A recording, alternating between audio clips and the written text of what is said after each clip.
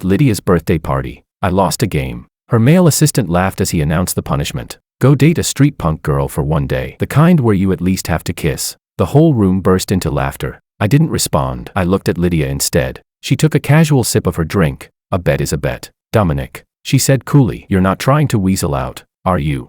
I smiled. Fine. But 1 day doesn't really feel like enough. If I'm going to date someone, I might as well date her for a lifetime. Chapter 1. I took out my phone and, in front of everyone, posted on a social media app. Millennial old guy looking to be toyed with by a street punk girl. Online now. Urgent. The attached photo was my Porsche key. The noisy laughter in the private room died instantly. Lydia's fingers tightened around her wine glass, the knuckles turning pale. That glamorous, radiant face of hers collapsed in an instant. Domi, what are you doing? She asked. Phineas immediately put on his trademark fake smile and stepped forward to smooth things over. It's just a game, he said lightly. A joke. Why take it so seriously? As long as everyone's having fun, right? But as he spoke, the corner of his eye unconsciously flicked toward Lydia. The suppressed whispers around us began to buzz like flies. Dominic really can't take a joke. Exactly. He's obviously jealous, putting on airs just to make a point to Lydia. A grown man being this petty, doesn't he know where he is? Probably because President Lin has been getting close to Phineas lately. He can't handle it. He brought this on himself. President Lin hates people who blur personal and professional boundaries. I listened to these shameless comments and sneered inwardly. They had no idea that today wasn't just Lydia Lin's birthday. It was also the 5th anniversary of the day we met. And next month, on the 1st, was the wedding date we had already set. Phineas and Lydia were high school classmates. 3 months ago, after he returned to the country, Lydia personally recruited him into the company under the excuse that the company needs fresh blood. Ever since he became her male assistant, my relationship with Lydia had slowly gone sour. Phineas was extremely good at ingratiating himself. On his first day at work, he brought coffee for the entire office and greeted everyone enthusiastically. He always appeared at exactly the right moment when Lydia needed something, handing her the precise document she was looking for, voicing the exact opinion she wanted to hear. He had a sweet tongue and knew how to flatter people, winning over Lydia's colleagues and close friends alike. Compared to him, I, cold by nature and bad at socializing, stood out as awkward and out of place.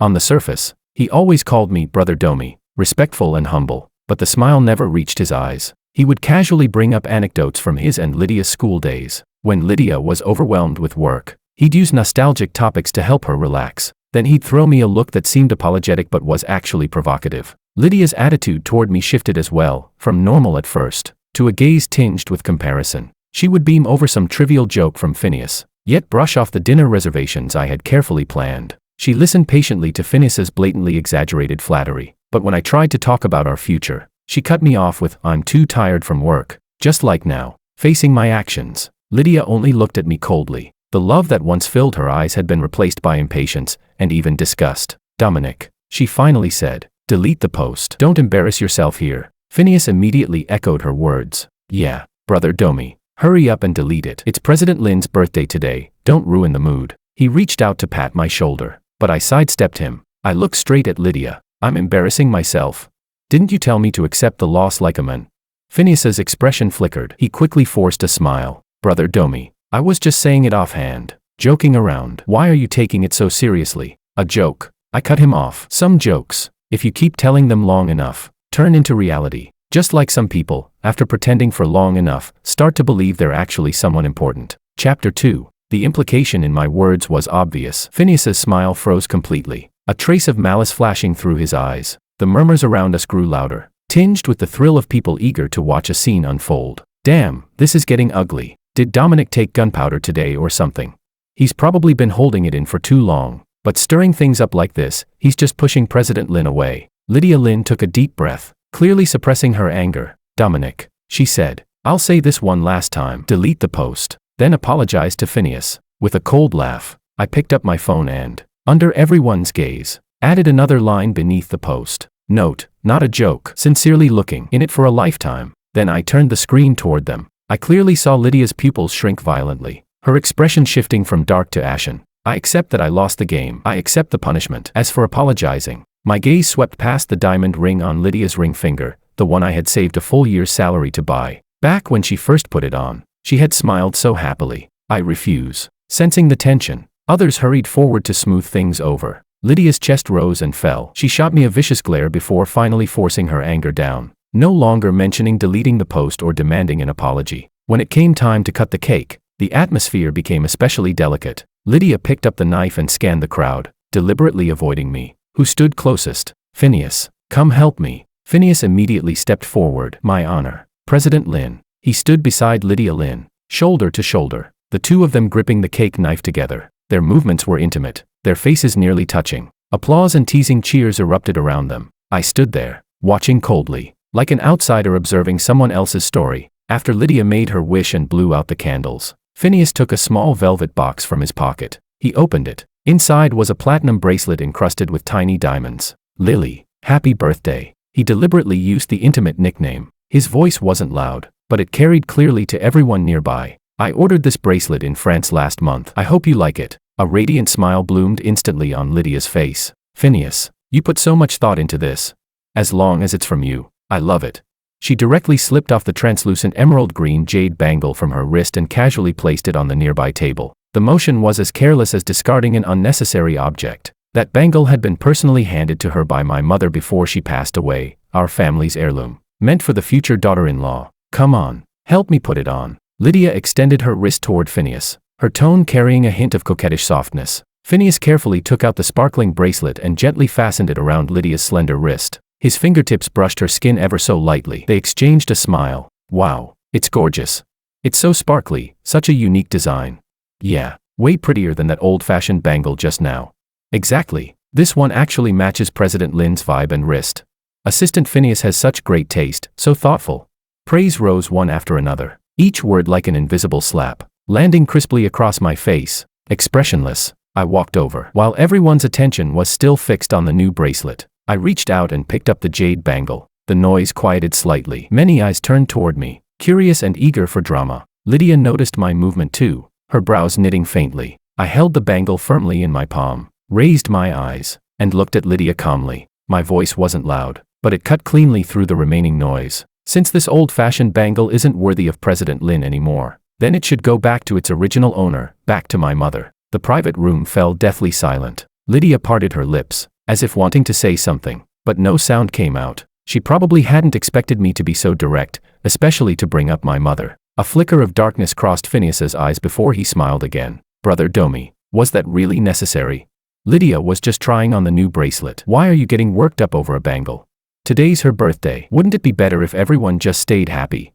I'm not getting worked up, I replied calmly. Since she doesn't want it anymore, I'm taking it back, so my mother's goodwill doesn't go to waste. Chapter 3. After saying that, I no longer paid attention to the colorful expressions on their faces. I carefully slipped the jade bangle into the inner pocket of my coat, then turned and walked away. Behind me came Lydia's sharp, mocking laugh. Take it back then. You really think I care about that piece of junk? Old and tacky, I wouldn't want it even if you gave it to me for free. It'd just hurt my wrist.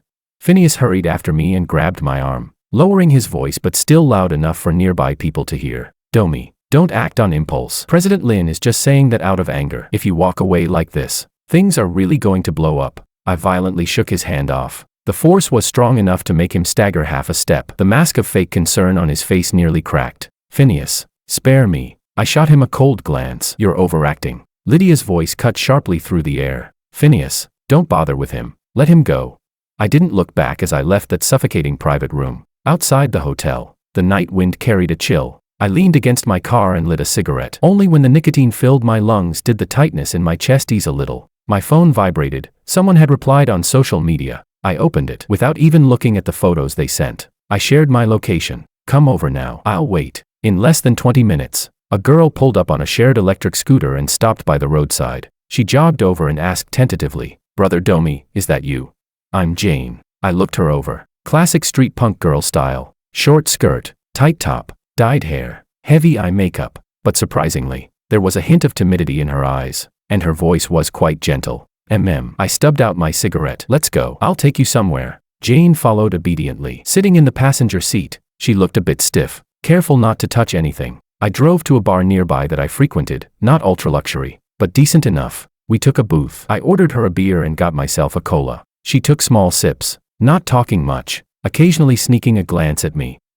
She had just started to speak when a familiar wave of noisy voices came from the entrance. I looked up and sneered inwardly, persistent as a bad smell. Lydia. Phineas. and the whole group from the private room filed in grandly. Phineas was leaning close to Lydia's ear, whispering something that finally coaxed a smile onto her face. They soon spotted me, and Jane sitting beside me. Lydia's steps halted. The smile on her face froze instantly, then slowly sank away. Her gaze was like a blade dipped in ice, slashing at me before landing on Jane. A flash of excitement crossed Phineas's eyes, vanishing just as quickly as he switched to perfectly timed surprise and concern. "Well, if it isn't Domi." His voice wasn't loud, but it carried far enough for nearby booths to hear. "So fast, you already got yourself hooked up with a street punk girl." He deliberately stressed the word hooked up, drawing a wave of snickers from the people behind him. His gaze swept over the girl across from me like he was appraising merchandise, a sneer curling at his lips. "Seriously, Domi, even if you're mad at President Lin, there's no need to degrade yourself like this, right? Compared to President Lin, this kind of girl is worlds apart, heaven and dirt." He shook his head with a sigh, looking deeply pained. "Fine if you're just fooling around, but don't take it too seriously. Be careful you don't catch something nasty, ruin your whole life." The words were vicious and cruel. Jane's body stiffened abruptly beside me. She lowered her head even further. Her fingers gripping the glass turned white. "Assistant Phineas is right." A woman who always sucked up to Lydia immediately chimed in, scanning Jane from head to toe with a critical look. "Just look at how she dresses. That vibe. Clearly not a respectable woman." "Dominic, when did your taste get this bad?" Another man snorted. "Exactly. She's not even worthy of carrying President Lin's shoes." "Dominic, aren't you just deliberately slapping President Lin in the face? Guess he's gone full self-destruct mode, can't get the best, so he picks the worst. So pathetic." Chapter 4. They spoke one after another. Their voices weren't loud, yet every word was barbed. Phineas stood among them, smiling faintly, seemingly trying to mediate. All right. Everyone say a little less." Brother Domi probably just lost his head for a moment. Lydia kept her face cold the entire time. Her chin was slightly raised, as if she were watching a farce that had nothing to do with her. Only her tightly pressed lips and the anger surging in her eyes betrayed her true emotions. She probably felt that me being with a girl like this was a massive insult to her. I ignored the buzzing noise around me like flies, took a sip of my cola, then looked at Phineas. "Finished?" Phineas's smile didn't change. "Domi, don't misunderstand. We're doing this for your own good." "For my own good." I cut him off, my gaze shifting past him to the arrogant woman beside him. "Lydia, keep your dog on a leash. The dog barks too loudly. I find it annoying." Lydia's expression changed abruptly. Phineas's smile froze, but he quickly covered it up and sighed. "Dominic, how can you speak to President Lin like that?" I didn't look at him again. Instead, I turned to Jane, who had been keeping her head lowered the whole time. Her shoulders were trembling slightly. I couldn't tell whether it was fear or anger. Lydia shot me a cold glance, the corner of her lips curling into a mocking smile. "Don't bother these two dogs anymore. Let's go drink." She turned around, and Phineas immediately followed, his arm hovering possessively behind her waist. The group surrounded them and moved toward a large booth that had been reserved not far away. Amid the music, Phineas's gaze still drifted over from time to time, carrying an undisguised, sinister smile. I couldn't be bothered with him. "Jane, call all your friends over. As many as you can. Tonight's on me." Jane froze for a moment and looked up at me, uncertainty in her eyes. I nodded. Only then did she take out her phone and start typing. Before long, the entrance of the bar became lively. Groups of young women appeared one after another. Each was dressed differently, but all were boldly styled, vivid in color and attitude. They found our booth and squeezed in, laughing and chatting. The once spacious seating area was instantly filled. "Jane, is this the handsome guy you were talking about?" A girl with bright pink hair leaned in, openly sizing me up. Another girl in a crop top chimed in. "Not bad at all. Sis, you got lucky, he really is handsome." They were easygoing and bold, ordering drinks on their own without needing to be prompted, rolling dice, playing games, swaying their bodies to the music. Their laughter was crisp and infectious. The slightly dull atmosphere was instantly ignited, turning loud and full of life. Before long, the energy on our side clearly overshadowed Lydia's group. Laughter, the clatter of dice cups, and occasional cheers blended together. Even guests from other booths began glancing our way. Phineas looked over several times, his expression unreadable. Lydia, on the other hand, kept her back to us the entire time, her posture rigidly straight, never once turning around. I played a few rounds of dice with them, drinking cola whenever I lost, listening to their absurd, light-hearted stories, occasionally chiming in myself. In this simple, even somewhat noisy environment, I felt a sense of ease and happiness I hadn't experienced in years. By the time we wrapped up, it was already deep into the night. I paid the bill and left with Jane. In the parking lot, enemies crossed paths again. Lydia and Phineas had just come out as well and were standing beside their car. Lydia's gaze landed on Jane and me. She let out a cold laugh, the contempt in her tone almost tangible. Dominic, you're really efficient. What? First meeting and you're already rushing off to book a room.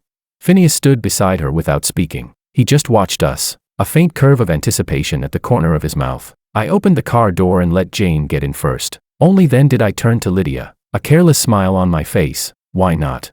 Before she could react, I got into the driver's seat, shut the door, and started the engine. The car pulled smoothly out of the parking lot. In the rearview mirror, Lydia stood frozen in place, her face twisted under the dim lights. I didn't go home. Instead, I checked into a nearby 5-star hotel. 2 adjacent rooms, king beds. Jane froze for a moment and glanced at me in surprise, but she didn't say anything, just stood quietly to the side. After the check-in was done, I handed her one of the key cards. Get some rest early. She took it and softly said, "Thank you." I nodded, and we each went into our own room. After showering and lying down on the bed, my phone screen lit up in the darkness. Phineas had posted a new update. There was only one photo, shot from above. He was shirtless, leaning against a headboard, one arm wrapped around a drunken woman. All the worldly warmth I crave, every bit of it is you. I finally waited for you. Thank God I didn't give up. The woman's face was censored, her long hair cascading down, but that side profile, and the familiar background, I recognized it instantly. It was Lydia, and they were in the master bedroom of the marital home I had personally designed. I smiled calmly, liked the post, and left a comment. Since the mood's already set, why not go register your marriage tomorrow? Chapter 5. Early the next morning, I left Jane a sum of money. I also found a hotel notepad and wrote just a few words. You're a good girl. Try to find a proper job in the future. Don't degrade yourself anymore. When I returned to the company, whispers followed me everywhere. That's him. He really went to a hotel with a street punk girl last night. He looks decent on the surface, but he's actually shameless. President Lin must have been blind. Working with someone like that is such bad luck. I treated it all as background noise, drafted a resignation letter, and headed straight for the president's office. Lydia was sitting behind the large desk. Her makeup was flawless, but it couldn't hide the fatigue and irritation lingering in her eyes. When she saw me, she clearly froze for a moment. What is it? I placed the document on the desk in front of her. I'm resigning. Lydia's pupils shrank slightly. She picked up the letter, skimmed it quickly, then suddenly looked up at me, as if she'd just heard something utterly ridiculous. Resigning? Dominic, what do you mean by this? Just because of what happened yesterday? It doesn't mean anything. I met her gaze calmly. I'm just tired. I want a break. Her voice shot up. Dominic, don't play this game with me. All this over a joke at a birthday party. Over Phineas? You're really that fragile? She stood up, her finger nearly stabbing into the resignation letter. 5 years. You've been at the company for 5 years. Yes, 5 years. Since the day we made our relationship official, I had given the best 5 years of my youth, every ounce of talent and energy I had, without reservation, to the Lin Group. I had single-handedly helped lift it from a second-rate company to its current, well-regarded status in the industry. I gave it my all, believing I was building our future. And what did I get in return? The Lin Group doesn't need me anymore, I said flatly. As for why, you know better than I do. I don't know. Lydia Lin suddenly crumpled the resignation letter into a ball and hurled it to the floor. I don't agree, Dominic. You're making a mountain out of a molehill. This is childish. At that moment, the office door was pushed open without warning. Several uniformed police officers walked in, their expressions serious. The one in front showed his badge, his sharp gaze locking onto me. Are you Dominic? A flicker of surprise crossed my mind, but my expression remained unchanged. I am. We've received a report accusing you of suspected rape. Please come with us and cooperate with the investigation. The cold words landed like a boulder dropped into still water. Rape? Lydia cried out in shock. She looked from the police to me, disbelief written all over her face. Who reported this? I did. A smug voice came from the doorway. Phineas walked over to Lydia's side, his face full of righteous indignation. Lydia, Dominic is inhuman. I couldn't rest easy last night, so I specifically had someone look into it. The street punk girl Dominic picked up, she's actually a minor.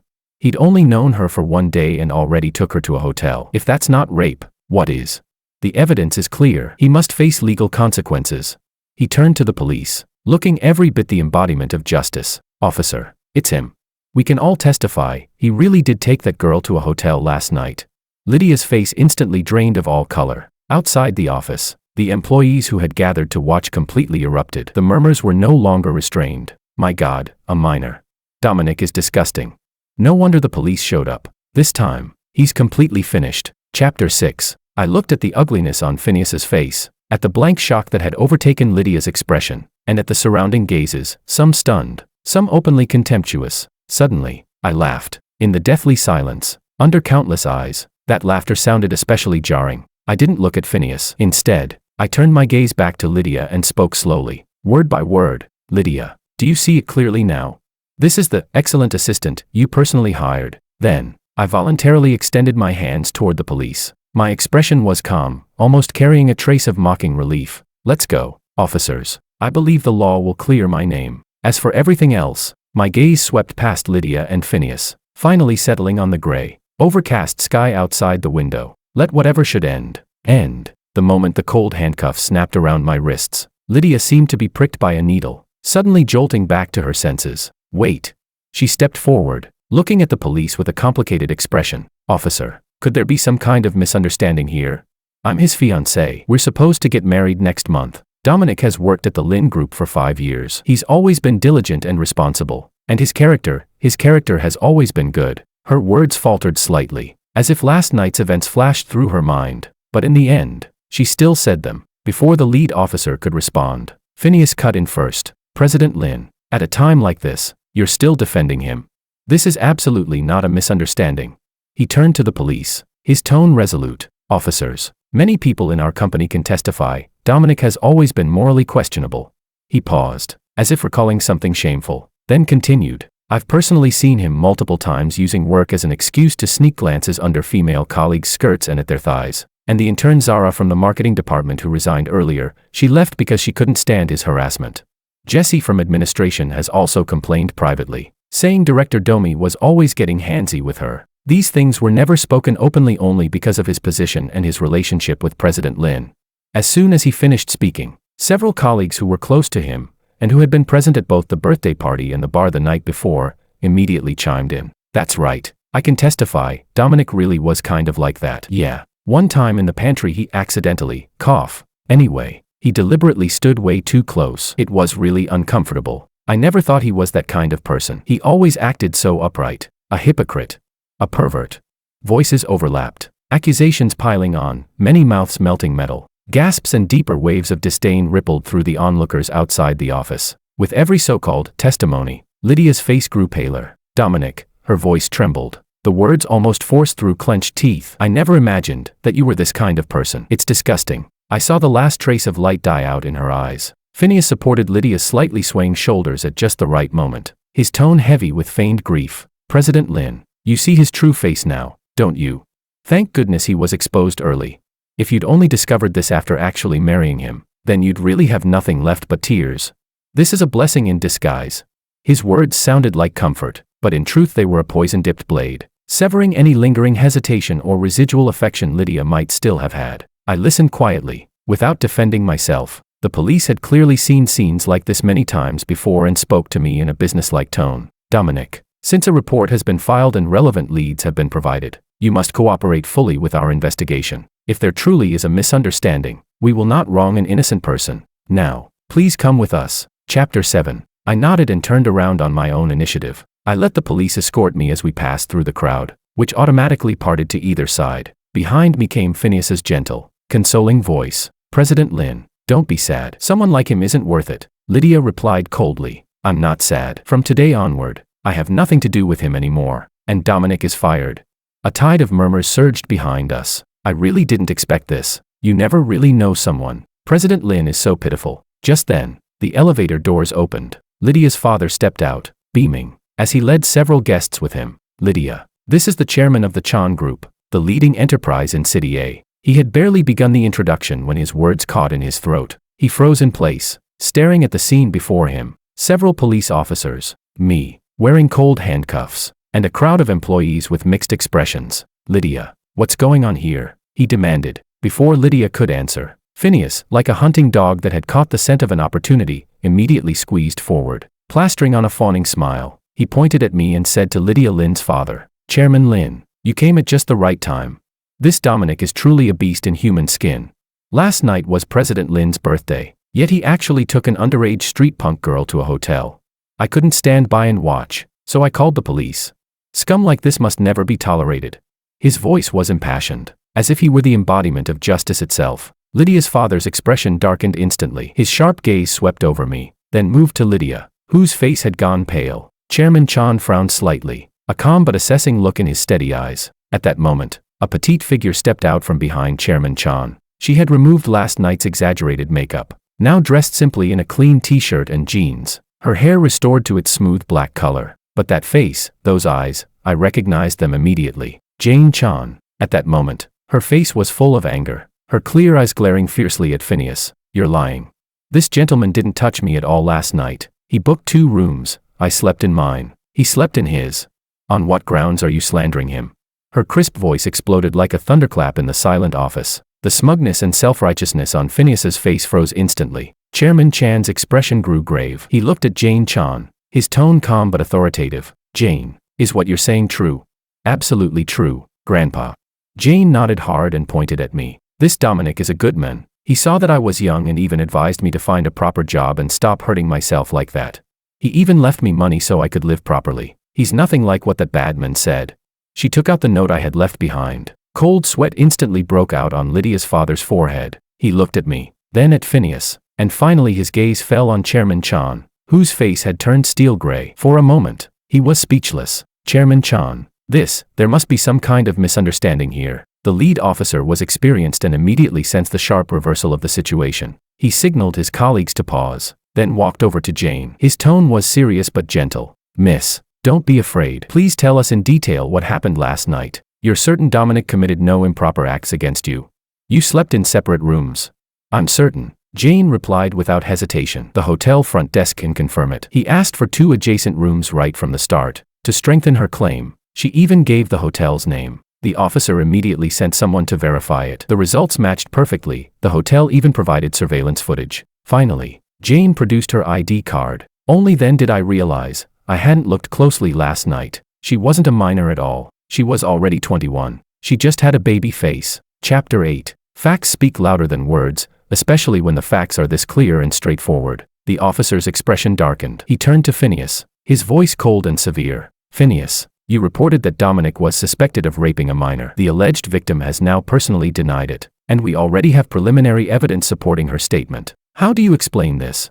And the conclusive evidence you claimed, what exactly was it based on?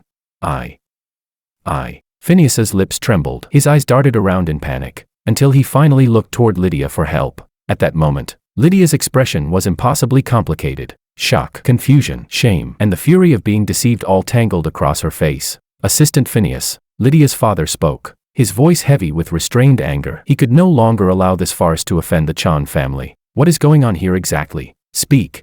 Phineas completely lost his composure, stammering incoherently as he tried to defend himself. I just heard it from others. I thought it was true.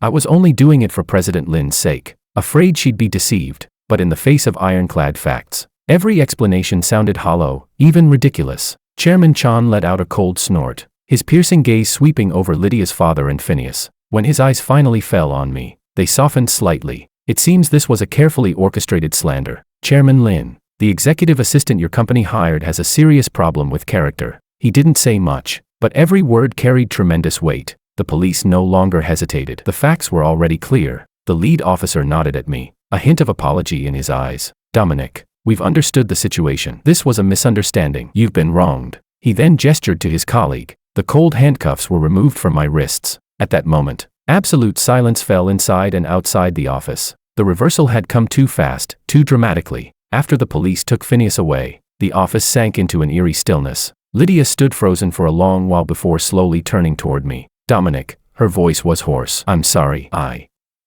was deceived by Phineas. I misunderstood you. I didn't speak. I just looked at her. My silence seemed to stab her. She stepped closer, her tone growing urgent. I really didn't know he would do something like this. I didn't know Jane was Chairman Chan's granddaughter. What else didn't you know? I cut her off. That Phineas would file a false police report. Or that he would incite colleagues to smear me and turn everyone against me. The few people who had spoken earlier immediately shrank back, cold sweat breaking out on their foreheads. I continued calmly. Let me ask you, if the girl last night had just been an ordinary person, with no Chan family backing her, would you still be standing here today, saying sorry to me? Lydia's face turned deathly pale. She had no answer. Dominic, now that the truth is out, can't you forgive Lydia? Lydia's father finally couldn't stand it anymore. He frowned, trying to smooth things over. She was misled. Deep down, she must have believed in you. You've been together for so many years, and you're supposed to get married next month. Is it really necessary to cling to such a small matter? Be more generous. A small matter? I laughed, unlocked my phone, and turned the screen toward them. Chairman Lin, please take a look at this first. Then tell me, can this marriage still happen? On the screen was Phineas's social media post from last night. Lydia's pupils contracted violently. All the color drained from her face, even her lips went pale. This is. Lydia's father saw it too. The words stuck in his throat, his old face flushing red, then white. Chairman Chan, who had been watching coldly from the sidelines, suddenly let out a short laugh. It wasn't loud, but it struck clearly into everyone's heart. Chairman Lin, it seems your daughter and that assistant Phineas are truly birds of a feather. Their acting skills are both quite impressive. He paused, then spoke decisively. In that case, all cooperation plans we previously discussed are hereby cancelled. Goodbye. Chairman Chan, please wait. Only then did Lydia's father truly panic. He no longer cared about saving face and hurried after him. This is all a misunderstanding, Phineas. That despicable man caused all of this. My daughter is young and ignorant. Please give us another chance. Chairman Chan didn't stop. He left only a cold, indifferent back view. Jane, however, didn't follow immediately. She walked over to me, looked up, her eyes sparkling. Dominic, this place is filthy and suffocating. Do you want to leave with us? I looked into the girl's clear, sincere eyes and smiled. All right, let's go together. Chapter 9. I didn't look at Lydia Lin again, nor did I pay any attention to the hesitation in her father's voice behind me, as if he wanted to say something but couldn't. I turned and left side by side with Jane Chan. As we walked out of the Lin Corporation building, the sunlight was a bit dazzling. Chairman Chan stopped, turned back, and looked at me. There was scrutiny in his gaze, and also appreciation. Dominic, what are your plans next? I answered honestly. I haven't thought about it yet. I'll rest for a while first. Grandpa. Jane tugged at Chairman Chan's sleeve. Dominic is very capable, and he's a good person. Our company is short of talent, isn't it? Chairman Chan shot her a look, but it wasn't a harsh one. Then he turned to me. That child Jane Chan has been spoiled by her parents, but she's not wrong. I've looked into you. Over the past few years, Lin Corporation's rapid rise owes a great deal to you. If you're interested, the doors of Chan Group are open to you. Pick any position you like. Salary at the highest standard. The invitation came suddenly, yet it also made sense. I bowed slightly. Thank you, Chairman Chan, for your kindness. I'll give it serious consideration. No rush. Take your time. Chairman Chan nodded, then glanced again at the Lin Corporation building. Some places really don't deserve true talent. My phone vibrated. It was Lydia calling. Urgent. I didn't answer. I blocked the number directly. A month later, Jane Chan and I returned from abroad. When the plane landed, she was still reluctant to end the trip, pulling me along and saying that next time we should go to Iceland to see the aurora. I nodded and said yes. The day after returning home, I reported to work at Chan Group. Chairman Chan arranged for me to be director of the Strategic Development Department, reporting directly to him. The office was larger than the one I had at Lin Corporation, with a broader view, but what I valued more was the clean atmosphere here. In my first week at work, Lydia came looking for me 3 times. I had security keep her out. The work at Chan Group was busier than I had imagined. Chairman Chan gave me a great deal of authority, and I quickly proved my worth. Within 1 quarter, every project I handled exceeded its targets. The veteran board members who had initially complained about me being parachuted in gradually fell silent. Jane often came to the company to have meals with her grandfather, and she would also stop by my office to sit for a while. She no longer dyed her hair in flashy colors. With a simple ponytail, a t-shirt, and jeans, she looked just like an ordinary college student. Only the occasional flash of cunning in her eyes still carried a hint of her former street punk girl persona. One night when I was working overtime late, she brought me a midnight snack. I put down my documents and casually asked, "How's your graduation thesis coming along?" "Passed with excellence." She looked a little smug. "My advisor said my social research was very valuable." I smiled, like pretending to be a street punk girl and finding random men on social apps. That was necessary. She wrinkled her nose, but it really did let me see a lot of people and things I'd never normally encounter. I didn't ask further. Everyone has their own way of growing up. She chose a very unique path, but one that did no harm. News from Lin Corporation still reached my ears from time to time. After Chan Group canceled the partnership, several partners who had been sitting on the fence also withdrew one after another. Lydia's father tried to turn things around, but the company's morale had already collapsed. Phineas's case was sentenced, 1 year and 6 months for false accusation and framing. Time passed quickly. In the blink of an eye, a full year had gone by at Chan Group. At the company's annual gala, Chairman Chan personally presented me with the annual contribution award. Below the stage, Jane was smiling even more happily than I was. After the celebration banquet, I drove her home. The car stopped outside her family's villa, but she didn't rush to get out. My graduation ceremony is next week. Will you come? Of course. She fell silent for a moment, then said, my grandpa said that if you attend my graduation ceremony, it would be best if you do so as my fiancé. I turned my head to look at her. The streetlight shone through the car window, falling on her serious face. All right, I nodded. Her eyes lit up instantly. She leaned over and quickly kissed me on the cheek, then pulled open the car door and ran off. A few days later, there was a business reception I hadn't planned to attend, but the host was a longtime partner of the Chan Group, and Chairman Chan asked me to show up on behalf of the company. I didn't expect to run into Lydia there. She had lost a lot of weight, wearing an out-of-season evening dress, standing alone in a corner. When she saw me, she immediately walked over. Dominic, I was wrong. Tears streamed down her face. Phineas, and everything before that, it was all my fault. I shouldn't have treated you that way. I said nothing. Lin Corporation can barely hold on anymore. She wiped her tears away. My dad is sick. I'm the one propping the company up now. A lot of senior employees have left, and the remaining projects also. I interrupted calmly. May I ask what any of this has to do with me? She suddenly grabbed my wrist. Dominic, can we start over, please? I know you still love me, just like I still love you. We had 5 whole years together. I gently pulled my hand back. Next month, Jane and I are getting married. She froze where she stood, her face turning deathly pale. Jane, that street punk girl. You're marrying someone like that just to get back at me. She is my fiancée. I cut her off. Please show some respect. Lydia's lips trembled as tears kept falling. She looked at me for a long time, and finally understood that there was no turning back. In the end, she staggered away, her figure disappearing into the crowd. At some point, Jane appeared beside me and handed me a glass of champagne. Feeling sorry for her, I took the glass and clinked it against hers. Do you know what I once promised her? What? To find a street punk girl to fall in love with, and love for a lifetime. She laughed, her eyes curving into crescents. A lifetime is very long, Dominic. I know. Jane,